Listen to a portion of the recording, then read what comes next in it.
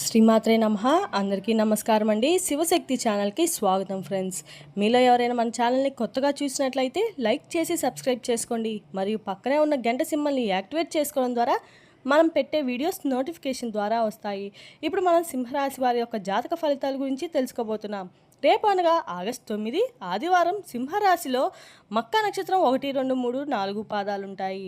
పుబ్బా నక్షత్రంలోని వారికి 1, 2, 3, 4 పాదాలుంటాయి. ఉత్తర ఫాల్గుని 1వ పాదంలో ఉంటుంది.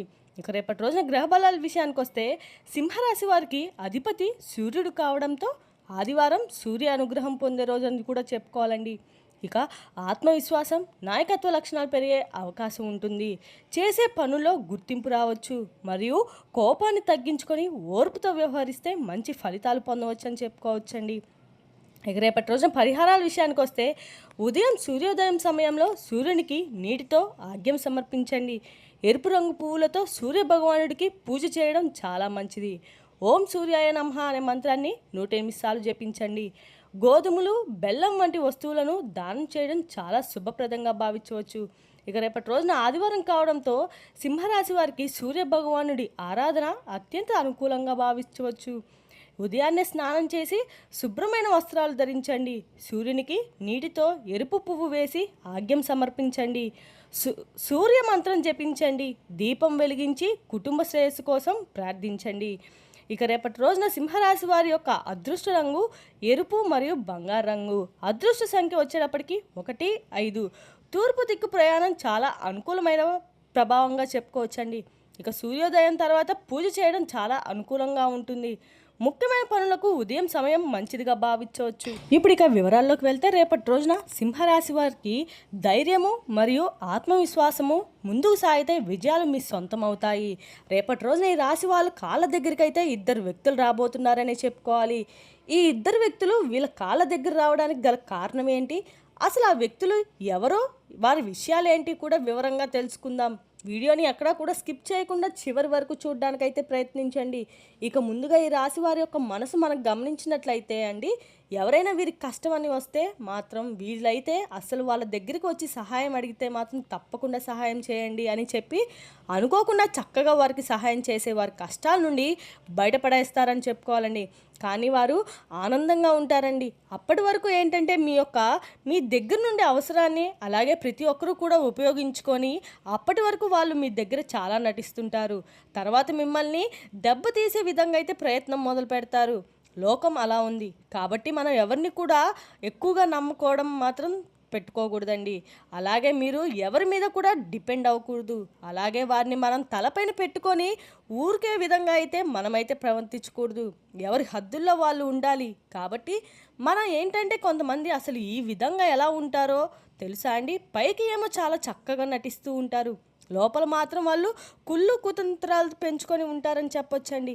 ఆ విధంగా కొంచెం మనల్ని పొగిడినా, లేదంటే మన పనితనం కానీ, లేదంటే మన కుటుంబంలో ఉన్నటువంటి వారిని కానీ, లేదంటే ఒక అందాన్ని కానీ, ఇలా ఏదైనా కానీ ఒక పర్సనల్కి సంబంధించినటువంటి ఏవైనా వీరు ఇలా ఉంటారు, మీరు బాగా చేస్తారు అని చెప్పి ఏదైనా 4 మాటలు మాట్లాడితే మనం ఆనందం అయితే ఎక్కేసి విధంగా ఉండకూడదు.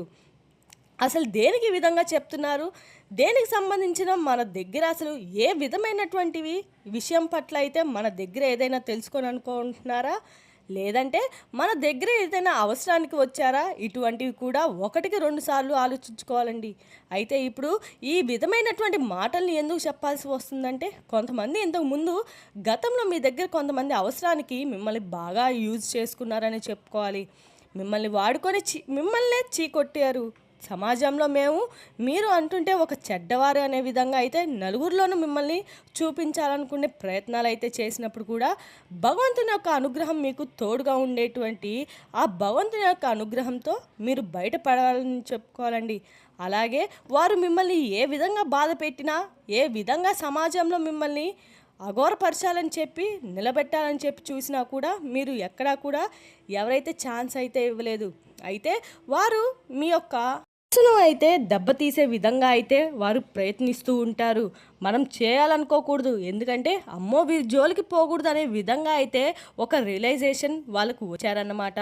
కాబట్టి వాటంతట వారే తప్పును తెలుసుకొని మీ దగ్గరకు వచ్చి మిమ్మల్ని సారీ చెప్పి మిమ్మల్ని ఇప్పుడు కూడా మీతో ఎటువంటి గొడవలు కానీ లేదంటే ముందుండే రోజుల్లో ఫ్యూచర్లో మీకు ఎటువంటి ఇబ్బందికరమైనటువంటి పరిస్థితులు వారి వల్ల కలగకుండా ఉండాలి అని చెప్పి మీ దగ్గర అయితే ప్రమాణం చేస్తారండి. అలాంటి వారు ఎవరైనా ఉంటే మీ దగ్గర కానీ రిలేషన్స్లో లేదంటే మీ యొక్క ఇరుగు పొరుగు వారు కావచ్చు, లేదంటే శ్రేయోభిలాషులు కావచ్చు, మరియు స్నేహితులు ఎవరైనా కానీ కొంతమంది అయితే వ్యక్తులు మీ దగ్గర సహాయం చేసుకున్నట్లాంటి వ్యక్తులు మీ ద్వారా అంటే సహాయాన్ని పొందిన మిమ్మల్ని బ్యాట్ చేయాలనుకున్నటువంటి కొంతమంది వారు ఉంటుందన్నమాట. అలాంటి వారు మీ దగ్గర వచ్చేసి రేపటి రోజున ఎవరైనా కొట్టేసి మీ అవసరం లేదు, మీ అనవసరం మాకు ఇంకా లేదు, అసలు మీరే అవసరం లేదని చెప్పేసి దండం పెట్టేస్తారు. వాళ్ళు రేపటి రోజున మరలా తిరిగి వచ్చి మీ దగ్గర చేతులు జోడించి మరి నమస్కరించి తప్పైపోయిందని చెప్పి మిమ్మల్ని తప్పకుండా అడుగుతారండి.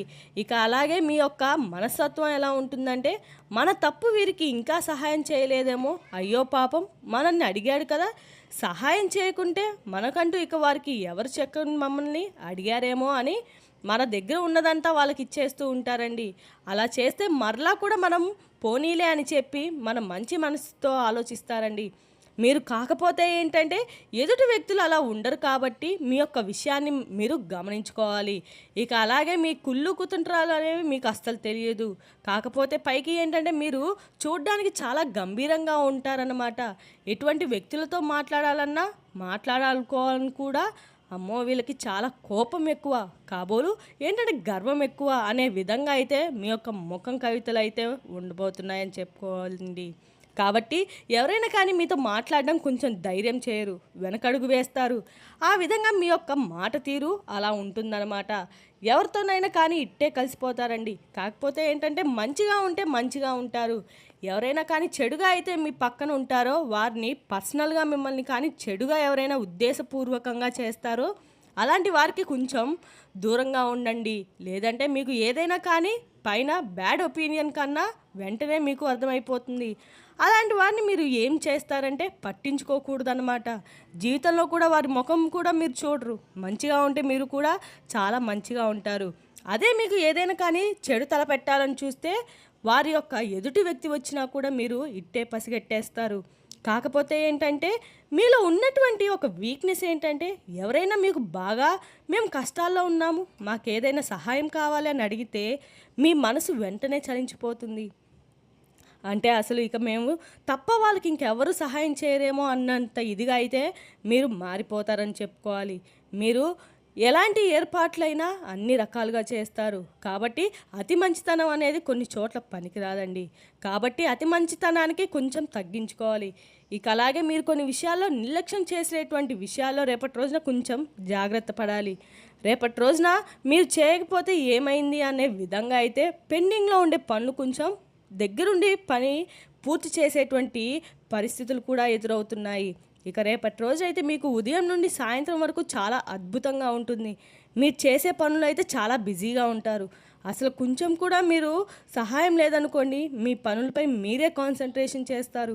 అలాగే కుటుంబ సభ్యులతో మీరు చక్కగా అయితే సమయాన్ని గడుపుతారు. అలాగే పిల్లలతోనూ మరియు పెద్దలతోనూ అందరితో కూడా చాలా కాలక్షేపంగా అయితే నడవడం గడుపుతారు. అలాగే దైవ నామస్మరణ చేసుకుంటారు. మీ యొక్క ఇష్టదైవ నామస్మరణ చేసుకుంటారు. ఉదయం నుండి సాయంత్రం లోపు మీకు ఎప్పుడు కుదిరితే అప్పుడు ఉదయం కానీ సాయంత్రం కానీ మీ ఇంట్లో అయితే దీపం పెట్టుకోకపోవడం అయితే మర్చిపోకండి. అలాగే మీపై ఉన్నటువంటి నరదిష్టికి ఉప్పు ఆవాలతో దిష్టి తీసుకుంటూ ఉండండి. ఎందుకంటే మీపై ఎక్కువగా ఉన్న నరదిష్టి తగ్గుముఖం అయితే పట్టబోతుంది. ఇక మీరు ఒక వారంలో ఒక్కసారైనా ఉప్పు మరియు ఆవాలతో కలిపి దిష్టి తీసేసుకోండి. ఇక అలాగే మీ మనసులో ఏదైనా కానీ చాలా రోజుల నుండి ఏదైనా ఒక పనిలో తలిపేటువంటి పని అయ్యే మీకు అవ్వదేమో అని సక్సెస్ అవ్వమేమో అని దేని గురించి అయితే బాధపడుతున్నారో ఆ పనికి రేపటి రోజున మంచి రోజుని ప్రారంభిస్తారండి. ఇక ఒకటి మీరు చేసే ధైర్యం చేసి ఈ పని చేయాలనుకుంటే తెగింపు ఆలోచన అనేది మీలో వస్తుంది. దానికి సహాయంగా బంధువులు, కుటుంబ సభ్యులు ఉన్నటువంటి పెద్ద మనుషులు అందరూ కూడా మీకు ధైర్యాన్ని అందిస్తారు. ఆ ధైర్యంతో మీరైతే ఏదైనా కానీ పని అయిపోతుంది అనేటువంటి ఉద్దేశంలో అయితే మీరు మొదలు పెడతారు. అందులోనే సక్సెస్ కూడా అవుతారండి. ఇక రేపటి రోజునైతే వృత్తి, ఉద్యోగ మరియు వ్యాపారంలో అన్నిట్లోనూ కూడా మీకు వీరైతే రేపటి రోజున లాభాలు గడిస్తారు. మీకు కోర్టుకు సంబంధించినటువంటి కేసుల్లో కూడా మీరు విజయం సాధించాలనే చెప్పుకోవాలండి రేపటి రోజునైతే. మీకు అన్ని రోజులు కూడా రేపటి రోజున కలిసి వచ్చే రోజుగా చెప్పుకోవచ్చు. భార్యాభర్తల మధ్య చిన్నపాటి సమస్యలు ఎదురవుతాయి, కానీ సాయంత్రానికల్లా మీరు మరలా చక్కగా మీరైతే మునుపటిలాగే చక్కగా ఉంటారండి.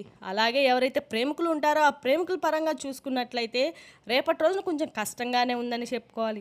ఇంట్లో చెప్పుకోవాలి. ఎదురు చూసిన వాళ్ళు కానీ ఇలాంటి ప్రేమకు సంబంధించినటువంటి చర్చలు జరుగుతున్నప్పటికీ కూడా చక్కగా అయితే ఎదురవుతుందని చెప్పుకోవాలి. ఇక పెద్దల యొక్క సలహాలు తీసుకోవడం చాలా మంచిదండి.